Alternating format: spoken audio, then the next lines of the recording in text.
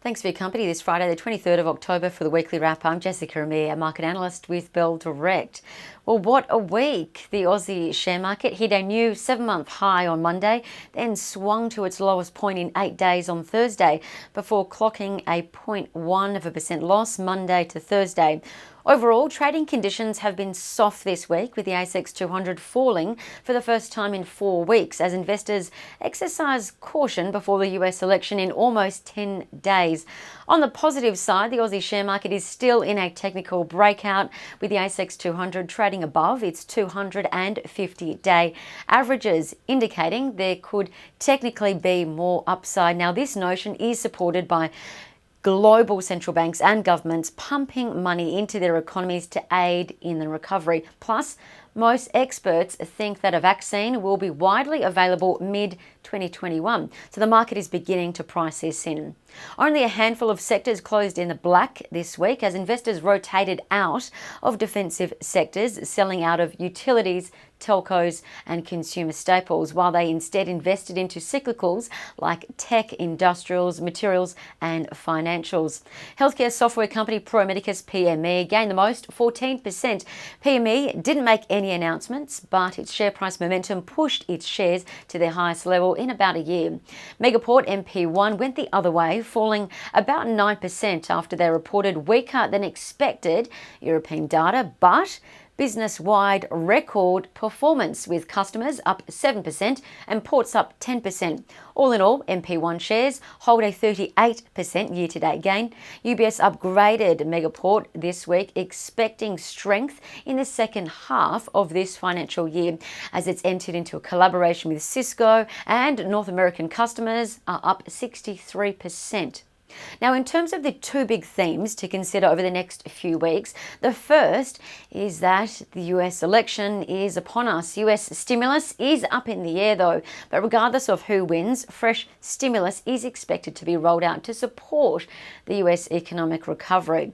What's more noteworthy is what happens in the lead up and post the election. We know COVID-19 has exponentially increased uncertainty and cash balances in 2020, but according to BlackRock, since 1993, trends have shown that global investors increase their cash in the year of an election, anticipating volatility. Australia's Future Fund is no different. Its cash has increased from 11% or $18.96 billion to 19% or $31.18 billion in a year. And the fund slightly reduced its Aussie equity exposure from 36 to 32%. So honing in on the election, we know economic health and stock market performance can often be an indicator of who could win.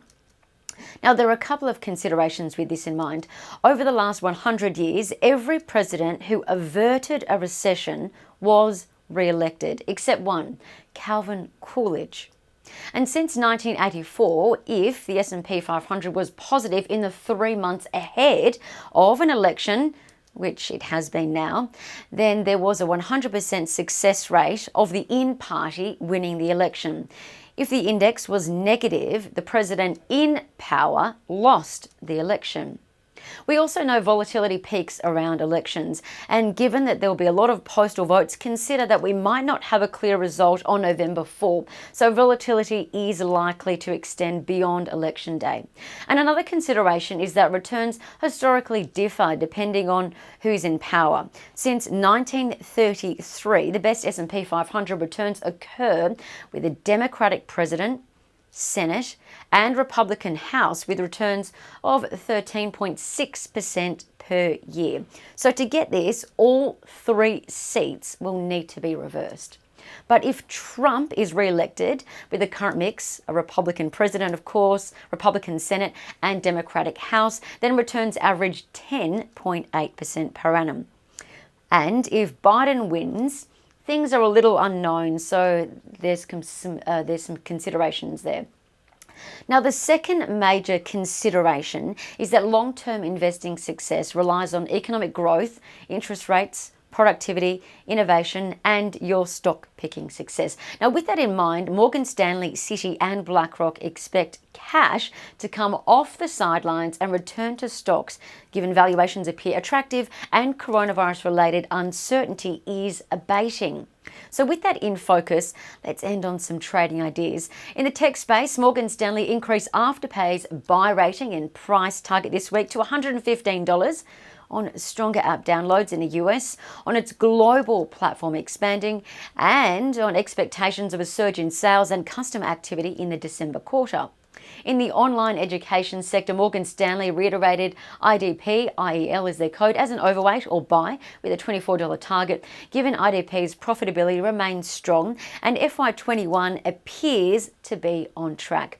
And lastly, with COVID-19 restrictions easing, Dexus was upgraded by Credit Suisse and UBS as a buy with a $9.92 and $10.59 respective targets, after Dexus handed down better than expected performance and a bolstered outlook for the property sector.